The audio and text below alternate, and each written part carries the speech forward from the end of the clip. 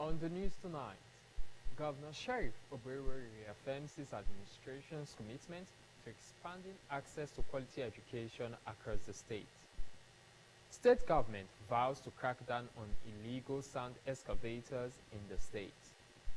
Nigeria receives more than 1 million doses of vaccines to curb outbreak of meningitis. Abroad, President Donald Trump signs executive order to end birthright citizenship. Good evening and welcome to Delta Television News at 8. I am Ogaga Ekama. The state governor, Right Honorable Sheriff Oberwari, has reaffirmed his administration's commitment to expanding access to quality education across the state.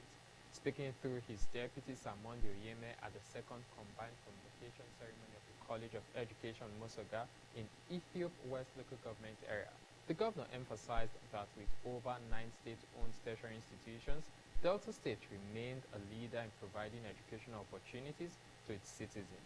Per Botu reports.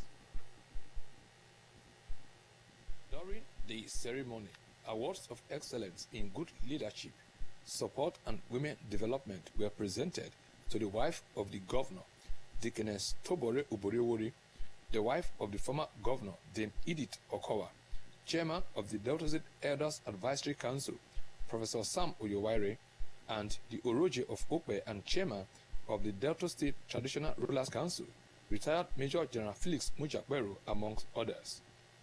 Governor Oberwari highlighted Delta State's reputation as the hub of education in Nigeria, reaffirming that the more agenda is administration's strategic policy framework, prioritize education, ensuring every willing Delta had access to quality learning. He said the strategic move had helped retain the state's best minds, reduced capital flight, and promoted economic development, expressing satisfaction that all 9 state-owned tertiary institutions had continued to operate smoothly without disruption.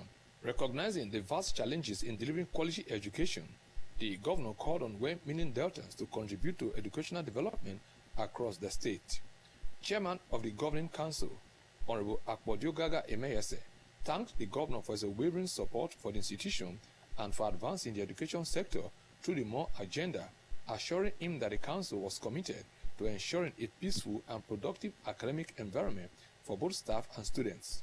Earlier in his address, the provost of the college, Dr. Israel Imide, said the institution had emerged one of the best in the state, with 99% success in the recent accreditation of its 22 academic programs by the National Commission for Colleges of Education in February. It disclosed that the college won the 2021 Third Fund Award for Best Research Fund Utilization in Nigeria. The high point of the event was the presentation of an award to the best graduating student, to Miss Elizabeth Akani, who graduated with a distinction with an impressive GPA of 4.89 points. I am Pere Botu reporting. Governor Sheriff Oberwari has identified talent development as an alternative to crude oil production in the state and the country at large. Speaking at an entertainment concert tagged Okodo Festival held at the event center in Asaba, Governor Oberwari boasted that Delta State remains the #1 entertainment destination in the country. Ejime Udueme reports.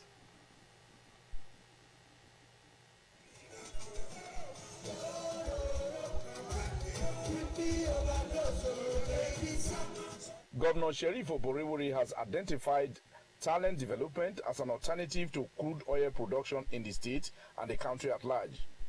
Speaking at an entertainment concert tagged Ukodo Festival held at the event center in Asaba, Governor Oberwari boasted that Delta State remained the #1 entertainment destination in the country.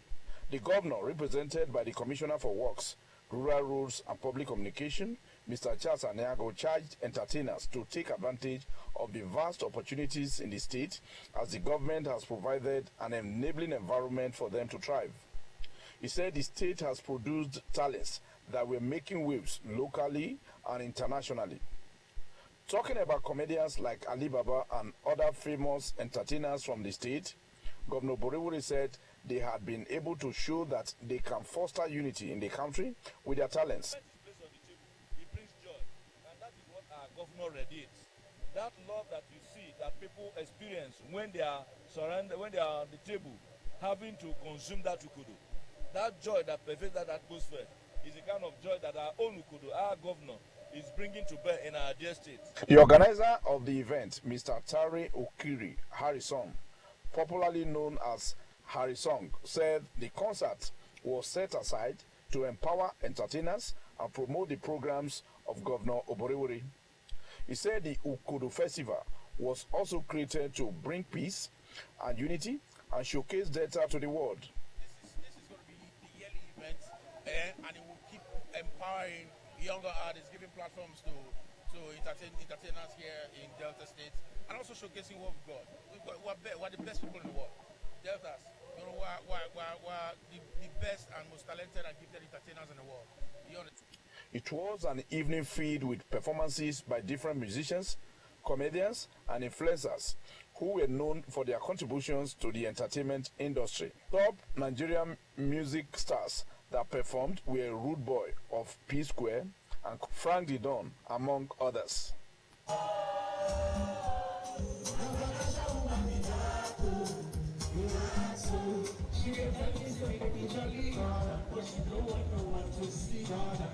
Ejime Uduime reporting. Following the Supreme Court judgment on December 2, 2022, ordering the Independent National Electoral Commission (INEC) to conduct fresh delineation of wards and polling units in Warri Federal Constituency of Delta State, the Commission has presented its report to the fieldwork. Its report of the fieldwork. Chairman of the Commission, Professor Mahmood Yakubu, who presented hard copies of the report to stakeholders in Asaba, urged the three ethnic nationalities in the Warri Federal Constituency to study the report and reach out to the electoral body in areas of clarity. Bridget Agetu has details. The INEC chairman, represented by the National Commissioner for Cross River, Edo and Delta State, Professor Rhoda Gumu, said the electoral umpire saw the need to implement the order by carrying out fresh delineation of wards and polling units in Warri Federal Constituency so as to address the concerns of the Robus, Ishekiris and Ijos in the three local government areas of Warri South, Warri Southwest and Warri North. Professor Gumus, while commending the various stakeholders for their contributions towards the success of the delineation exercise, adding that the numbers of wards and polling units increased across the three local government areas. The INEC Commissioner urged the stakeholders to study the report earnestly as the Commission was ready to implement the outcome of the field work. The report is based on the criteria to guidelines for fresh delineation of wards and polling units in the 2022 Electoral Act. In his remarks, the resident electoral commissioner for Delta State, Sir Udo Umoren, commended the leadership of the Commission for its guidance in carrying out the enormous tasks.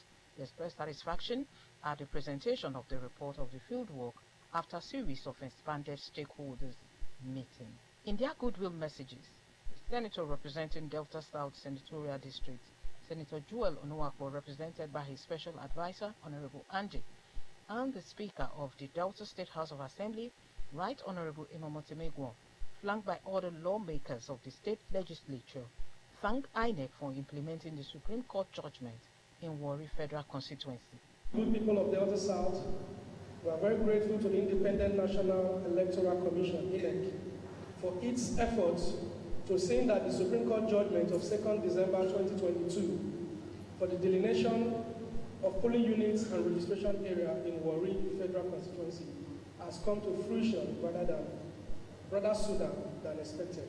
From stakeholders meeting to the grand shooting process, and at some point the process seems like it will stall, and today finally INEC is here to tell us the outcome of the field work they've done. The event featured a project display on the delineation exercise carried out in Warri South, Warri Southwest and Warri North local government areas, and presentation of the copies of the report to the three focal persons representing the three ethnic nationalities. In attendance were the representative of the Orusin of Okere, Yulu of Wari, and the Pere of Baramatu Kingdom, among others. Bridget Agitu reporting. The state government has vowed to crack down on illegal sand excavators in the state. The State Commissioner for Environment, Mr. Adrio Jamani, stated this when he led a team of security personnel and task force officials for a raid on Government Forest Reserve's quarry site along the Ogwashiku-Kwale Road and newly constructed road connecting Iguza and Opanam, both at Aniocha South and Oshimni North local government areas. The report.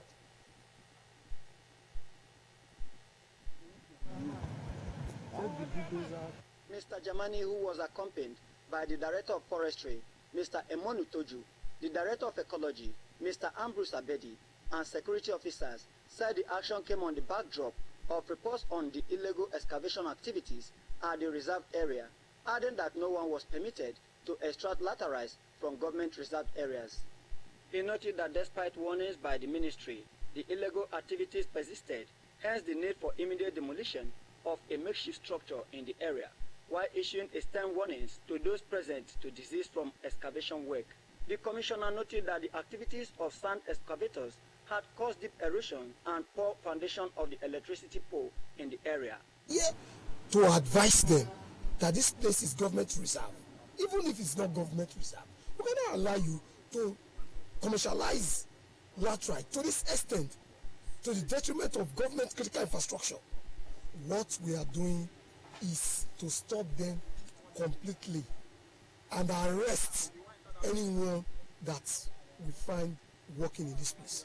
Mr. Jamani said the excavation was already threatening the integrity of the road under construction, adding that he was concerned about the potential damage such excavation could cause to the Asaba-Ugeli Expressway, such as severe gully erosion, which could require billions of naira to address. The commissioner also gave a stern warning that anyone caught in such act again would be arrested and prosecuted. The state deputy governor, Samonde Oyeme, was among dignitaries that attended the reception of the conferment of chieftaincy titles on the chairman of Ndokwa West Local Government Council, Chief Obi Nzete, and his wife, Chief Esther Nzete. Chief Obi Nzete was conferred with the traditional title of Ijele I of Umute Kingdom, while his wife, Chief Esther Nzete, was conferred with the title of Ochuba Dikofia, the first of the Umite Kingdom. The reception ceremony attracted dignitaries including the Deputy Governor, Honorable Ndudu Elumelu, Honorable Anwuzia, Managing Director of the Delta State Oil Producing Development Commission, DESOPADEC, Chief Festus Ochonogo, PDP State Deputy Chairman, Elder Moses Idu, PDP Delta North Chairman, Chief Dan Osai, some commissioners, special advisors, local government chairmen and their spouses, traditional rulers and community leaders, among others. The Deputy Governor congratulated Chief Nzete and his wife on their conferment and urged them to continue to contribute meaningfully to the growth and development of their people and community. Chief Obi Nzete thanked all for honoring him and pledged to continue to put in his best for the growth and development of the community. The event featured traditional dances. The State Police Command today carried out environmental sanitation exercise at the Ogbogonogo Modern Market, Oshimni South Local Government, as part of activities to mark the inaugural National Police Day billed for Monday, April 7. The Commissioner of Police, Delta State Command, Mr. Olufemi Abaniwanda, led other men and officers of the State Police Command to the Ogbogonogo Market to carry out the sanitation exercise. Bridget Agetu reports.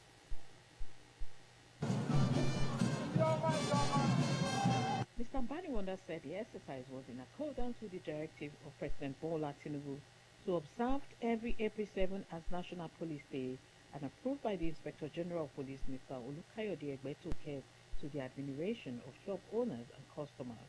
The State Police Boss revealed that the week-long activities was to honor the contributions of the police force while re-engaging communities, restoring public trust and promoting community-based problem-solving initiatives in relation with international best practices.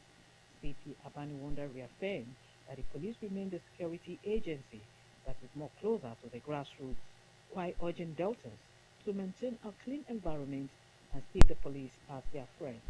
The CP appreciated President Bola Tinubu and the IGP Mr. Kayode Egbetukun for approving the various activities to celebrate the Police Day. If you look at what has been happening a couple of years back, global warming and climate challenges, a clean environment means that we all can live a healthy life. So it is important it is not so clean. And this is what informed us to come here, also interact with the market people and tell them the need for a clean and healthy environment. That's why we're here. Earlier, the State Police Command organized a stakeholders meeting on community policing, which was attended by vigilante groups, members of the Police Public Relations Committee, Hunters Guard, among others, on effective community policing. They are sure that the State Police Command was dedicated to cultivating a strong partnership with the communities to enhance intelligence-led policing and to address issues such as drugs and substance abuse, kidnapping, banditry, and other social vices. Community policing, community outreach. I've always said, and I've said repeatedly, and I'd like to say again, that without the people, there cannot be us. We are in the business of serving our people. We're in the business of providing an enabling security environment for people to thrive. And as one of the principles of community policing is what I call community safety partnerships. Each time you meet with your community, you hear some of their challenges. A lot of times we assume we know what the challenges of our people are.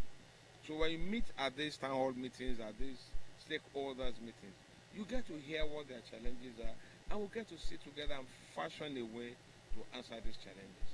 Activities to mark the inaugural National Police Day included free medical services outreach, environmental sanitation, community engagement, and town hall meetings, which will be wrapped up on April 7th in Abuja. Bridget Agitu reporting. President Bola Tinubu has appointed Mr. Ayo Shontiri as the new managing director of the Bank of Agriculture with immediate effect. This appointment was announced in a statement by the president's spokesperson, Mr. Bayo Onanuga. Mr. Onanuga said that Mr. Shontiri brings a diverse and extensive background in the private and public sectors to his new role. He had consulted extensively for global development partners such as the World Bank, AFDB, DFID, and USAID, and played key advisory roles in federal and state-level projects. His international background includes roles at the Royal Bank of Scotland International, Dutch Bank, and the UK Environment Agency. Mr. Shontiri holds an executive MBA from SED Business School, Oxford University, an advanced diploma in environmental conservation, and a master's in engineering business management from Warwick University. The statement added that Mr. Shontiri's appointment aligns with the Tinubu administration's strategy to revitalize Nigeria's agricultural sector. Similarly, President Bola Tinubu has approved the appointment of Mr. Nasir Abdulsalam as the Managing Director at Jakarta Steel Company. In a statement, presidential spokesperson Mr. Bayo Onanuga said the appointment took effect from April 3, 2025. Mr. Onanuga also stated that Mr. Abdulsalam's appointment is in accordance with the provisions of the Certain Political and Judicial Office Holders Salaries and Allowances Act 2008 as amended. Until his appointment, Mr. Abdulsalam served as the technical advisor to the Minister of Steel Development, as well as the Special Assistant Academics to the Director General of the National Institute for Legislative and Democratic Studies, NILS. Mr. Onanuga said the President tasked the appointee to leverage his wealth of experience in the steel industry in his new assignment in revolutionizing the company to generate important upstream and downstream industrial and economic activities that will position the nation as the industrial hub of Africa in line with the diversification drive of the Renewed Hope agenda. Nigeria has received more than 1 million doses of the pentavalent meningococcal conjugate being targeting people aged 1 to 29. The group most severely affected. The campaign is set to begin in Kebbi and Sokoto states, with Yobe State to follow as more doses arrive. Minister of Health and Social Welfare Professor Mohammed Pate, in a joint statement in Abuja, said the vaccine arrival marked a crucial milestone. The arrival of MEN 5CV was a vital step in protecting children and young adults from a life-threatening illness. The International Coordinating Group on Vaccine Provision approved Nigeria's March 2025 request for over 1.5 million doses of MEN 5CV. UNICEF is overseeing vaccine delivery, meningococcal meningitis,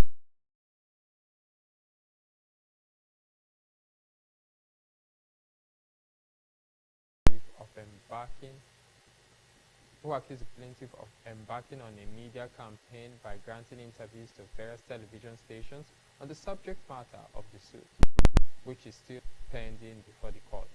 Ruling on the matter, Justice Nyanko held that no party or their counsel should comment on the case publicly, particularly through press interviews or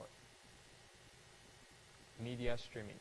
Senator Akpotu Dogan had filed a suit to stop the Senate Committee on Ethics and Public Petitions from instituting disciplinary proceedings against her. On March 4, the judge issued an order restraining the Senate from commencing disciplinary proceedings against Akpotu Dogan, following an ex parte examination filed by counsels to the senator. The judge ruled that the defendants should come and show cause within 72 hours upon the service of the border, while an interlocutory injunction should not be issued against them. 2 days after the judgment, the Senate suspended the Kogi senator for 6 months over alleged gross misconduct. The decision followed the adoption of the report by the Committee on Ethics, Privileges and Public Petitions. On March 19, Justice Obiora Igwatu, presiding judge, vacated his March 4 order restraining the Senate from suspending the Kogi senator. At the resumed court session on March 25, Justice Igwatu announced his decision to recuse himself from the case after taking the presence of lawyers for the parties in the suit. Justice Igwatu disclosed what his decision was because of an allegation of bias against him by Akpabio. He directed that the case file be transferred to John Soho, the Chief Judge of the Federal High Court, for assignment. The case was subsequently reassigned to Nyanko. Meanwhile, the court has adjourned the matter for further proceedings to May 12. The Nigerian Navy says it has apprehended some vessels carrying illicit arms and stolen crude oil and destroyed several illegal refinery sites through its Operation Delta Sanity 2 in the month of March. The Director of Naval Information, Commodore Iwuyo Adams Aliyu, made this known in a statement in Abuja.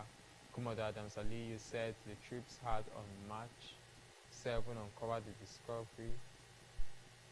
uncovered and discovered an illegal refinery laden with about 5,500 meters of stolen crude oil and 2,000 liters of illegal refined automotive gas oil, AGO, at Otegele community in Warri, southwest local government area of the state. He said the site also contained 1 oven, 9 dugout pits, 15 polythene sacks of illegally refined AGO, 13 sacks of stolen crude oil, and 1 pumping machine, adding that a big wooden boat laden with 40,000 liters of crude oil was seized around Okrika and Ogajama general area in Rivers on March 8. The naval spokesperson said the troops had on March 10 discovered and deactivated 3 illegal refining sites with 3 ovens, 7 dugout pits, and 8 snacks with 3,700 liters of crude oil around Obodo Mandino in Warri Southwest local government area, Delta State. The Navy spokesperson added that 23 polythene sacks with 1,900 liters of illegally refined pits, 55 ovens, 12 reservoirs, and 30 dugout pits with about 55 liters of stolen crude oil and about 4,000 liters of illegally seized and about 4,000. Adams Aliyu said the troops also seized a wooden boat laden with 1,500 liters of crude oil, was around Bill and Krakrama creeks in rivers, and another boat was about 100,000 liters of crude oil, was around Egbesan oil field, a larger local government area of Ondo. According to him, a wooden boat laden with 30,000 liters of illegally refined PMS was seized at Okrikaxis in Rivers. He said the troops had on March 27 uncovered and deactivated a suspected cultist and kidnappers camp, 4 vandalized warheads, 8 illegal refining sites containing 40 ovens, 30 reservoirs, 50 dugout pits with about 70,000 liters crude oil, 25,000 liters of illegally refined AGO, and 15,000 liters of illegally refined kerosene. He added that a storage facility with 15 jerrycans, that is 30 liters of illegally refined AGO, was discovered around Bigimi, a larger local government area of Ondo State, among others, during the period. Still to come on the news, President Donald Trump signs executive order to end birthright citizenship. Details of this and more coming up shortly.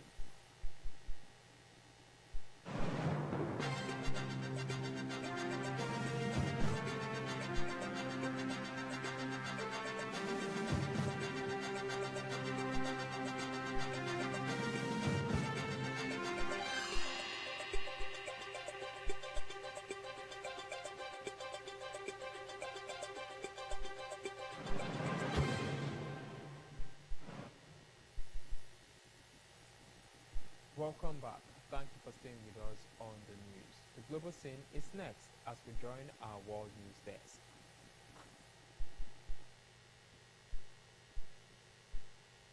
United States President Donald Trump has signed an executive order attempting to end birthright citizenship, a right guaranteed by the U.S. Constitution and affirmed by the Supreme Court more than 125 years ago.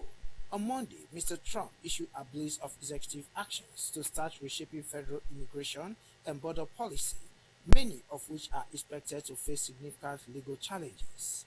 The U.S. government has long interpreted the U.S. Constitution to mean that those born on American soil are citizens at birth, regardless of their parents' immigration status. The 14th Amendment to the Constitution says all persons born or naturalized in the United States and subject to the jurisdiction thereof are citizens of the United States and of the state wherein they reside. But Mr. Trump directed federal agencies to stop issuing passports, citizenship certificates, and other documents to children born in the United States, to mothers who are in the country illegally, and fathers who are not citizens or legal permanent residents, or to mothers who are temporary visa holders, and fathers who are not citizens or legal permanent residents.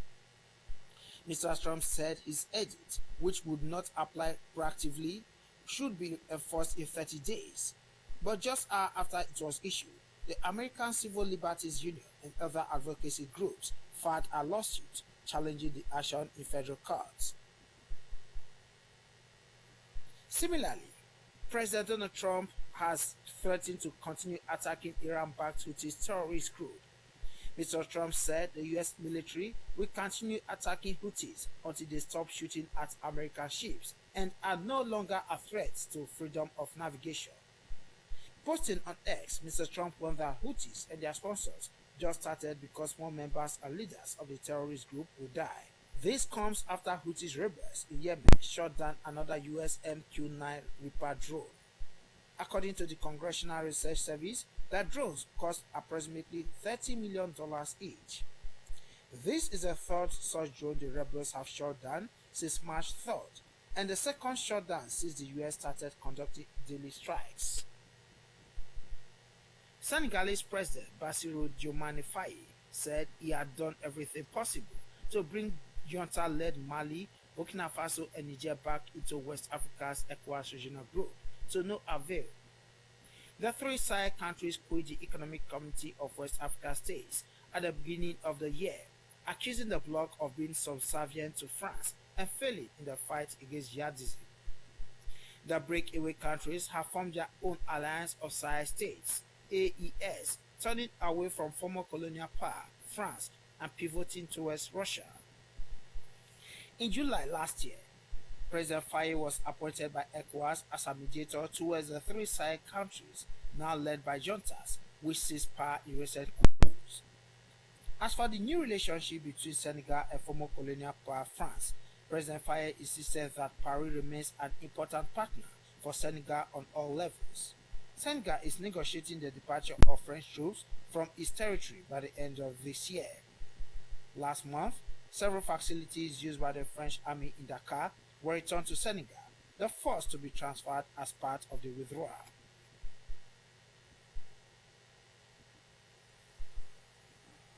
The Center for Pension Rights Advocacy has commended the federal government's planned 758 billion naira bonds to close the pension funding gap in the country. It describes the move as a step toward long-term sector stability and a means to address long-standing pension issues affecting federal civil servants. The executive director of the center, Mr. Ivo Tako, said the success of the initiative hinged on PENCOM taking proactive measures to implement all aspects of the Pension Protection Fund. He said such purposes include funding a minimum pension guarantee, compensating eligible pensioners for shortfalls or financial losses from investment activity, implementation process of the pension bond and its impact on their benefits. He said that the absence of a properly funded pension protection fund had been a major reason PENCOM had not been able to introduce a minimum pension guarantee. The Nigerian National Petroleum Company Limited (NNPCL) has announced the appointment of a new 8-man senior management team. The recent announcement followed the appointment of the Group Chief Executive Officer (GCEO) and Board of Directors to take immediate effect. According to the statement, the team, which will be headed by the GCEO, Mr. Bashir Ojulari, has Mr. Roland Ewubare as Group Chief Operating Officer, Mr. Adedapo Shegun as Group Chief Financial Officer, and Mr. Olalekan Ogunleye as Executive Vice President, Gas, Power and New Energy. Other members of the team are Mr. Udin Tia as Executive Vice President, Upstream, Mr. Mumuni Dangazwa as Executive Vice President, Downstream, Mrs. Sophia Umbakwe as Executive Vice President, Business Services, and Mrs. Adesua Doze as Company Secretary and Chief Legal Officer. The National Coordinator of the Clean Nigeria Use the Toilets Campaign Conference, Mrs. Chizoma Opara, said organized by the conference in Awka. The campaign was organized by the National Water Resources Building Network, Southeast Center in collaboration with Clean Nigeria Use the Toilets and Environment Development. Mr. Opara regretted that Nigeria in the 21st century still talked about open defecation and described the act as high lack of commitment by stakeholders who should know better and develop the spirit of patriotism in the comprehensive war against open defecation in every part of the country, with a view to reducing it to barest minimum. Mrs. Opara said that the program was hinged on advocacy and behavioral change, imbibing a whole lot of culture and capacity building among Nigerians for holistic fight of the Holocaust in the country by all. She said that the organization would soon come up with a new strategy anchored on 5 pillars to include funding, creating of an enabling environment, environmental awareness campaign, citizen engagement. She pointed out that the lack of structured feedback systems in many MDAs hindered effective analysis and management of complaints. Highlights of the event included the unveiling of the GRM Handbook and the Servicon Service Charter. Kaduna State Police Command has arrested one Haidama Hussaini who allegedly threatened reprisal attack on Southerners living in the northern part of the country over the killing of alleged 16 hunters in Uromi, Edo State. Police spokesperson Mr. Masir Hassan in a statement said Hussaini was not a member of the Nigeria Police Force but a dismissed member of the Police Special Constabulary who was sacked 2 years ago because of his questionable character. Mr. Hassan said that the suspect has been arrested. Mr. Hassan said the suspect has been arrested and will soon be charged in court upon completion of the investigation. He said Hadian Hussaini was neither a member of the Nigerian Police Force nor a personnel of Kaduna State Police Command. According to him, his picture captured in police uniform as displayed on social media, which was an improper dressing, was that of him when he was a member of the Police Special Constabulary attached to Kaduna State Constabulary Office, but was dismissed from the voluntary outfit 2 years ago due to his questionable character. In sports, the Super Eagles head coach Eric Chell remains optimistic about Nigerians' chances of qualifying for the 2026 FIFA World Cup, despite the team's shaky start in the qualifiers. The 47-year-old Malian tactician who took over Nigeria's winless run in the first 4 games led the team to a 2-0 victory over Rwanda in Kigali. However, a recent draw against Zimbabwe has further complicated their path, with Nigeria trailing group leaders South Africa by 6 points. Charles stressed the importance of winning the upcoming matches, especially the crunch time against South Africa. The Super Eagles are set to face Rwanda at the Godswill Akpabio Stadium in Uyo Akwa Ibom State on September 3 before traveling to take on South Africa on September 7. With only 4 games left, Nigeria must win all remaining matches and hope rivals drop points to keep their qualification hopes alive. South Africa, looking to return to the World Cup for the first time since hosting in 2010, remains top favorites to advance. The Nigerian Football Federation (NFF) is working on a series of friendly matches to prepare the team for the September fixtures. Among them is a proposed friendly against FIFA-bound Russia in June, as well as a 4-nation tournament tagged the Unity Cup, featuring Ghana, Trinidad and Tobago, and Jamaica. While these pictures have yet to be confirmed by the NFF, official announcements are expected in the coming days.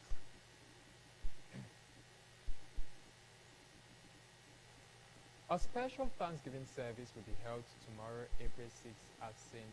Peter's Anglican Church in Kese Town to appreciate God for the successful inauguration of Chief Anthony Akpomemie as the Delta Central Senatorial District Chairman of the People's Democratic Party (PDP). Governor Sheriff Oberewere will be the special guest of honor. A statement by the chairman of the organizing committee, Olorogu Jaro Egbo, and publicity subcommittee chairman, Dr. Fred Ogenesiwi, said the church service will commence at 10 in the morning to be followed by a reception at the Ijere Primary School, Jose Town, Ichop West local government area. The statement enjoined all invited guests, party leaders, stakeholders, elected representatives and political appointees, as well as other dignitaries to be seated at the venue at 9:45 a.m. Next is a thought for the day. Sow a seed that will produce good fruit. Whatever you do today will speak of you tomorrow.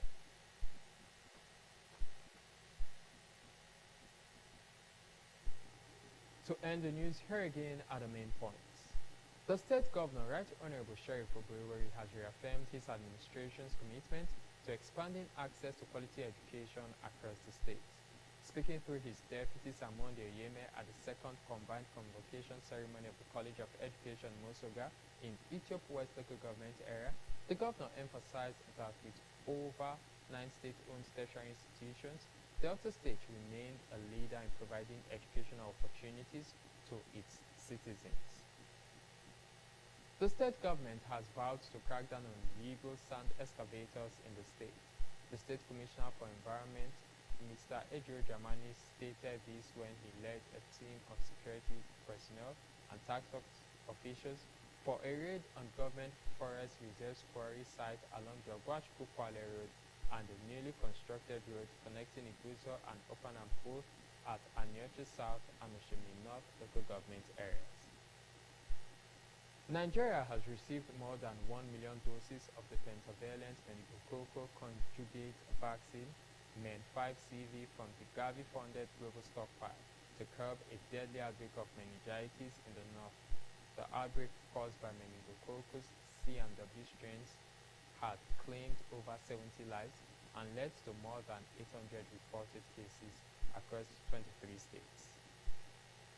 United States President Donald Trump has signed an executive order attempting to end birthright citizenship, a right guaranteed by the U.S. Constitution and affirmed by the Supreme Court more than 125 years ago.